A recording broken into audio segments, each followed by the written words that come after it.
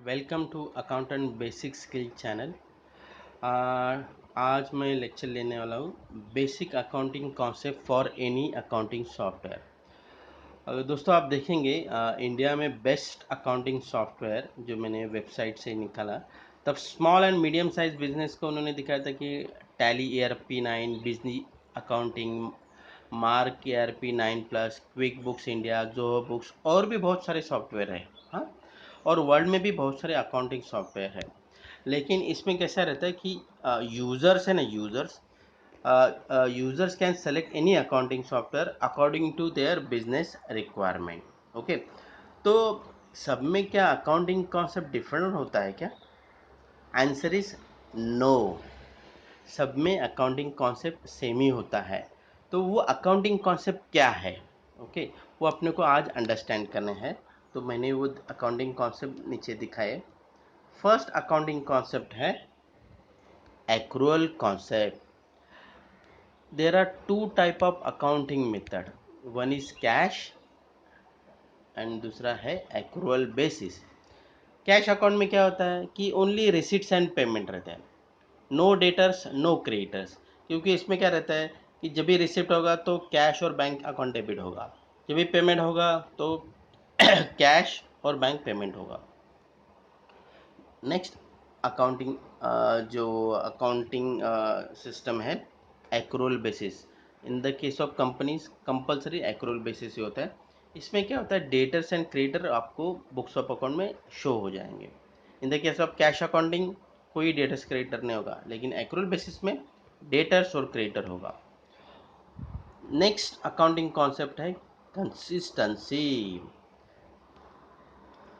उसमें क्या बताया कि accounting policies are followed consistently from one period to another period. मतलब जो अकाउंट्स में आप पॉलिसी यूज़ कर रहे हैं ना, वो सेम होना चाहिए। For example depreciation method, valuation of inventories, वो अगर कोई चेंज आता है ना तो आपको नोट्स टू अकाउंट्स में डिस्क्लोज करना है। नेक्स्ट अकाउंटिंग कॉन्सेप्ट है कॉस्ट कॉन्सेप्ट।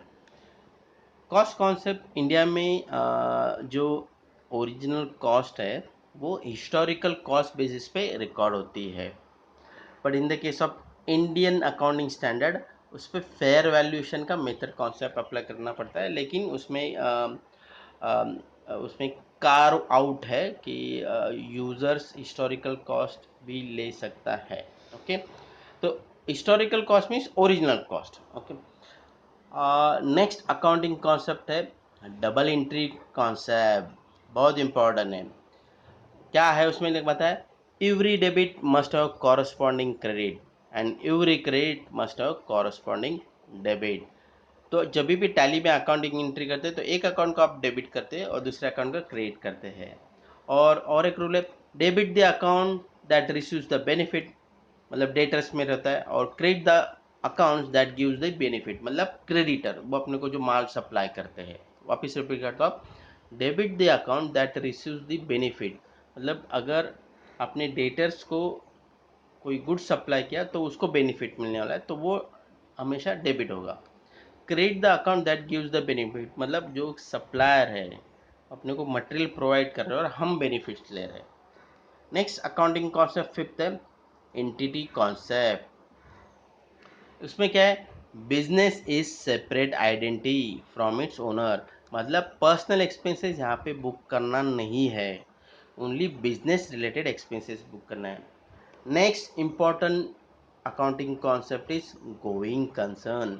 उसमें एजम्पशन किया जाता है कि आपका बिजनेस लॉन्ग टर्म चलेगा, बंद होने वाला नहीं, और अकाउंटिंग जो बेस है वो प्रॉपरली जैसे ऐसा पीरियड होगा वह बुकिंग होगा। नेक्स्ट अकाउंटिंग कॉन्सेप्ट है मनी मेजरमेंट कॉन्सेप्ट, मतलब जो भी अकाउंटिंग एंट्री बुक होगी उसमें मनी कॉन्सेप्ट होना चाहिए, न्यूमेरिक वैल्यू होनी चाहिए। डेबिट क्रेडिट करते तो न्यूमेरिक का डालते हो ना। ओके, तो मनी मेजरमेंट कॉन्सेप्ट भी है। नेक्स्ट अकाउंटिंग कॉन्सेप्ट है मैचिंग कॉन्सेप्ट। बहुत इंपॉर्टेंट है कि मैचिंग कॉन्सेप्ट, अगर अब मैं एक एग्जांपल बताता हूँ, कैश अकाउंटिंग में वहाँ पे अगर आपने गुड्स क्रेडिट बेसिस पे लिए हैं, मैंने क्या बताया, उधारी पे लिया है, उधारी पे, तो आप पेमेंट एंट्री तो नहीं बुक करेंगे क्योंकि आपने तो उनको पेमेंट नहीं किया है, तो परचेस अकाउंट आपका जीरो होगा। अगर वही गुड्स आपने मार्केट में सेल किया और आपको पैसा मिला तो आपका जो ट्रेडिंग अकाउंट है ना उसमें क्या दिखेगा मालूम है, sales so and so amount, लेकिन परचेस कुछ भी अमाउंट नहीं। अरे ये कैसा होगा, अरे उसने सेल्स कैसे किया, परचेस ने तो सेल्स कैसे करा, ये कैश अकाउंटिंग का डिफेक्ट्स है। तो मैचिंग कॉन्सेप्ट नहीं हो रहा है। तो मैचिंग कॉन्सेप्ट मीन्स व्हाट, कि जो आपके एक्सपेंसेस है वही वही पीरियड के होने चाहिए। मतलब परचेस जब भी क्रेडिट बेसिस पे हुआ होगा तब आपको परचेस अकाउंट डेबिट करना है और क्रेडिटर अकाउंट को क्रेडिट करना है। तो आपके ट्रेडिंग अकाउंट में परचेस भी दिखेगा और सेल्स भी दिखेगा। उसको बोलते हैं matching concept, that is accrual based accounting. Ninth है रियलाइजेशन कॉन्सेप्ट। उसमें क्या है कि जो change in value of asset is to be record only in when business realise, मतलब रियलाइज होगा तभी वो रियलाइजेशन कॉन्सेप्ट में फिट हो जाएगा। कि आप एक्सपेक्ट करते, नोट्स टू अकाउंट में बोलते कि भाई मेरी फिक्स एसेट की वैल्यू इतनी होगी, मुझे इतना रियलाइज होगा। अरे वैसा नहीं, मार्केट में कितना रियलाइज होगा वो इम्पोर्टेंट है। तो रियलिस्टिक एजम्पशन होना चाहिए। दोस्तों ये बहुत सारे इंपॉर्टेंट 9 कॉन्सेप्ट है, ये आपने परफेक्ट अंडरस्टैंड किया ना तो यही अकाउंटिंग सॉफ्टवेयर में सब जगह अप्लाई किया है। हाँ, अभी नेक्स्ट इंपॉर्टेंट है standard minimum setup in any accounting software. दोस्तों मैंने फॉक्स प्रो प्रोग्रामिंग किया है, तो सब में ना जो हमारे जो प्रोफेसर थे उन्होंने हमेशा बताया कि ना जब भी कभी सॉफ्टवेयर बनता है ना तो उनके कोई स्टैंडर्ड सेटअप रहते हैं, वो बहुत इंपॉर्टेंट है, वो अपने को अंडरस्टैंड करने हैं। तो वो स्टैंडर्ड सेटअप के लिए वो क्या करते हैं, फ्लो चार्ट बनाते हैं कि भाई अकाउंटिंग सॉफ्टवेयर बनाना है तो भाई पहला क्या होगा, बाद में उसका ट्रांजैक्शन कैसे रिकॉर्ड होगा, बाद में उसका रिपोर्ट कैसा है। तो मैंने एक एग्जांपल टैली सॉफ्टवेयर का बताया। तो देर आर, ध्यान रखिए 3 सेटअप रहते हैं। एक रहता है मास्टर सेटअप, दूसरा रहता है ट्रांजैक्शन सेटअप और तीसरा रहता है रिपोर्ट सेटअप। ये 3 मिनिमम सेटअप रहते ही रहते हैं। अभी मैं टैली का एक सॉफ्टवेयर से एक एग्जांपल देता हूँ। फर्स्ट है सेटअप नंबर 1 मास्टर सेटअप। देखो क्रिएट कंपनी बहुत इंपॉर्टेंट है, केयरफुली अपडेट करना है डेटा, नहीं तो वो लॉन्ग टर्म के लिए गलत हो जाएगा। अगर आपने रॉन्ग फीडिंग कुछ किया, एड्रेस में कुछ गलत डाला, पैन नंबर गलत डाला, जीएसटी नंबर गलत डाला, नहीं, आपको प्रॉपरली पहला नोट डाउन करना है, उसके बाद ही डेटा अपडेट करना है। उसके बाद है मास्टर सेटअप है अकाउंट्स इंफॉर्मेशन। जो टैली आप क्रिएट कंपनी करने के बाद जब स्क्रीन ओपन होती है अकाउंट इंफॉर्मेशन, तो आपको ग्रुप क्रिएट करने के लिए बताता है, लेजर क्रिएट करने के लिए ऑप्शन बताता है। तो वहाँ पे आपको केयरफुली क्रिएट करने हैं लेजर नेम्स, ओके। उसके बाद है वाउचर टाइप्स। अगर आपको कोई वाउचर टाइप नया बनाना है अलग से, मतलब पेमेंट वाउचर है लेकिन पेमेंट वाउचर में 2 टाइप रहेंगे, आपको कैश पेमेंट वाउचर रखना है और बैंक पेमेंट, वैसे भी कर सकते हैं। तो ये मास्टर इस सेटअप है, ओके।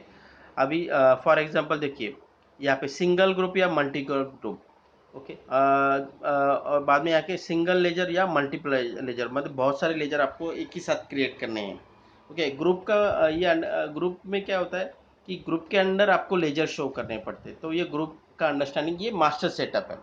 उसके बाद मास्टर सेटअप है ट्रांजैक्शन सेटअप, बहुत इंपॉर्टेंट है ये। ट्रांजैक्शन सेटअप मतलब अकाउंटिंग एंट्री कैसे बुक हो और वो कौन से फॉर्मेट में हो, मतलब अकाउंटिंग वाउचर से क्या क्या टाइप है। तो ट्रांजैक्शन सेटअप में क्या है, पहला है रिसिप्ट वाउचर। इसमें टैली में सॉफ्टवेयर में एक बहुत अच्छा उन्होंने स्टैंडर्ड फिक्स करके रखा है, जब भी कभी रिसिप्ट वाउचर कोई भी यूज़र सेलेक्ट करेगा तो हमेशा कैश और बैंक अकाउंट डेबिट करेगा।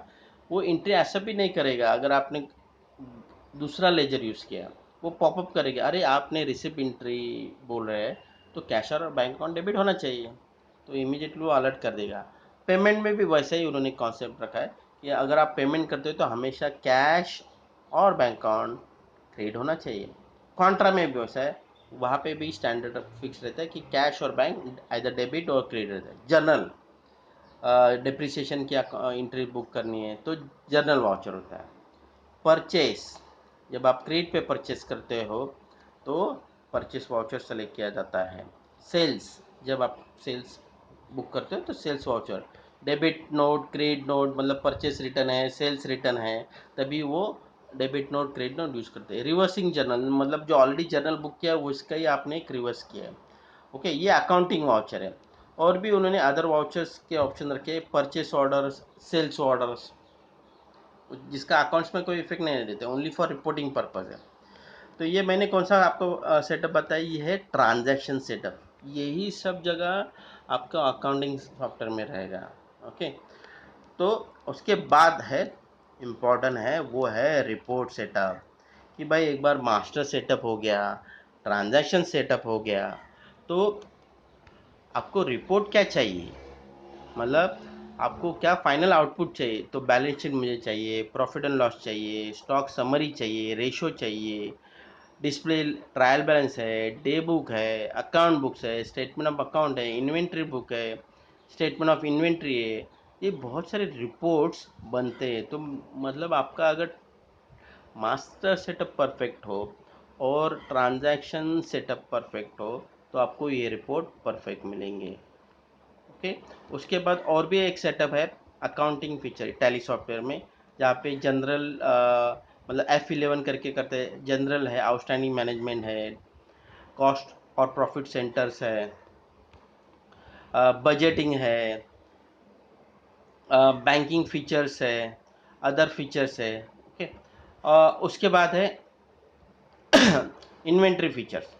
इन्वेंट्री फीचर्स में भी सेटअप है, जनरल है, स्टोरेज क्लासिफिकेशन है, ऑर्डर प्रोसेसिंग है, परचेस मैनेजमेंट है, सेल्स मैनेजमेंट है, अदर फीचर्स है। और ये बहुत इंपॉर्टेंट टैक्सेशन सेटअप, कि भाई भी आपको इनेबल करना है, जीएसटी है, अभी भी उन्होंने वैट एक्साइज अभी भी रखा है सॉफ्टवेयर में, टीडीएस है, टीसीएस है, लोकल बॉडी टैक्स है, और उसमें और ऑप्शन उन्होंने रखा है set and alter GST VAT, मतलब करेक्शन डिटेल करने हैं, या टीडीएस के रेट में रिवाइज कुछ अपडेट करना है, या एलबीटी में करना है।